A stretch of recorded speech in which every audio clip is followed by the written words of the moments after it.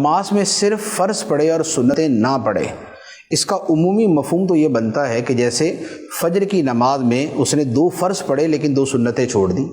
ظہر کی نماز میں 4 فرض پڑھے لیکن جو پہلے کی 4 سنتیں اور بعد کی 2 سنتیں وہ چھوڑ دی۔ اسی طرح مغرب میں اور عشاء میں، عصر کے اندر تو سنتیں مؤکدہ ہوتی نہیں، سنتیں ہیں لیکن سنتیں غیر مؤکدہ ہیں۔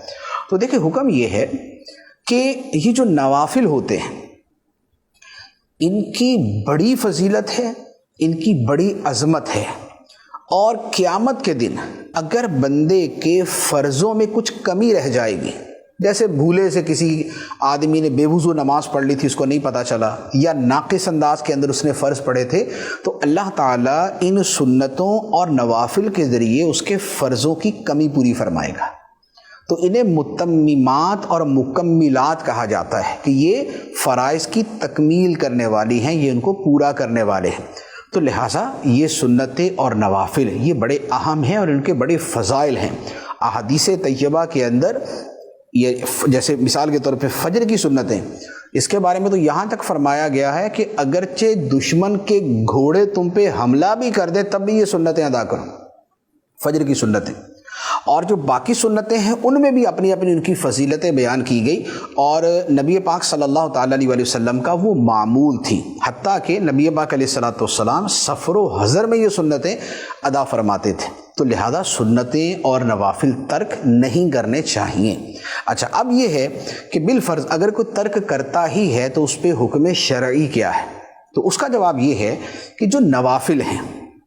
یا جو سنتیں غیر مؤکدہ ہیں، اگر ان کو ترک کرتا ہے تو وہ گناہ گار نہیں ہے، ایک فضیلت کا عمل تھا اس نے چھوڑ دیا۔ لیکن اگر سنت مؤکدہ ترک کرتا ہے، سنت مؤکدہ کون سی ہیں؟ ظہر سے پہلے، فجر سے پہلے کی 2، ظہر سے پہلے کی 4 اور ظہر کے بعد کی 2، مغرب کے بعد کی 2 اور عشاء کے بعد کی 2۔ تو یہ سنتیں جو ہیں یہ سنت مؤکدہ ہیں۔ اور جمعے کے اندر یہ ہوتا ہے کہ جمعے سے پہلے کی 4 اور جمعے کے بعد کی 4، وہ سنت مؤکدہ۔ تو اب اگر جو سنت مؤکدہ کا تارک ہے تو اس کے بارے میں حکم یہ ہے کہ اگر وہ ایک آدھ مرتبہ کبھی کبھار چھوڑ دی تو اس پر گناہ نہیں ہے۔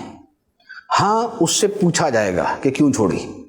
یعنی کہ اس سے پوچھ گچھ ہوگی، سرزنش ہوگی، لیکن اس پر گناہ نہیں ہے۔ لیکن اگر سنت مؤکدہ کے ترک کی عادت بنا لے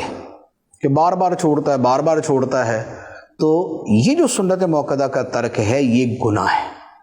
پھر اس پر گناہ ہوگا، اور پھر گناہ جو ہے وہ بہرحال عذاب کے مستحق ہونے کا سبب بنتا ہے۔ البتہ اس میں ایک اور صورت بھی ہے، وہ فقہاء کرام نے جو بیان فرمائی ہے وہ بڑی سخت صورت ہے۔ وہ یہ ہے کہ جو بندہ سنتیں یہ سمجھ کے چھوڑتا ہے کہ یار ان کی کیا اہمیت ہے، تو اس پر فقہاء کرام نے کفر کا حکم دیا ہے کہ اس نے سنتوں کی تخفیف کی ہے، توہین کی ہے، انہیں معمولی اور ہلکا سا سمجھا ہے، تو اس پر بڑا سخت حکم ہے۔ اب جو لوگ عادتاً سنت مؤکدہ ترک کرتے ہیں، نہ نفل پڑھنی، نہ سنت غیر مؤکدہ، نہ سنت مؤکدہ، اور بس فرض، تو جو بالکل ہی ایسا معمول بنا لے تو ان کے بارے میں بڑا اندیشہ ہے کہ کہیں یہی وہ ہلکے پن والا اور یہ اس طرح کا ان کے دل کے اندر معنی و مفہوم نہ ہو کہ جس کے اوپر اتنا سخت حکم لگتا ہے۔ تو لہذا سنت ترک نہیں کرنی چاہیے، بلکہ یہ جو 12 سنتیں مؤکدہ ہیں ان کو ادا کرنے پر جنت کی بشارت ہے، اور انہیں ترک کرنے پر شفاعت سے محرومی کی وعید ہے۔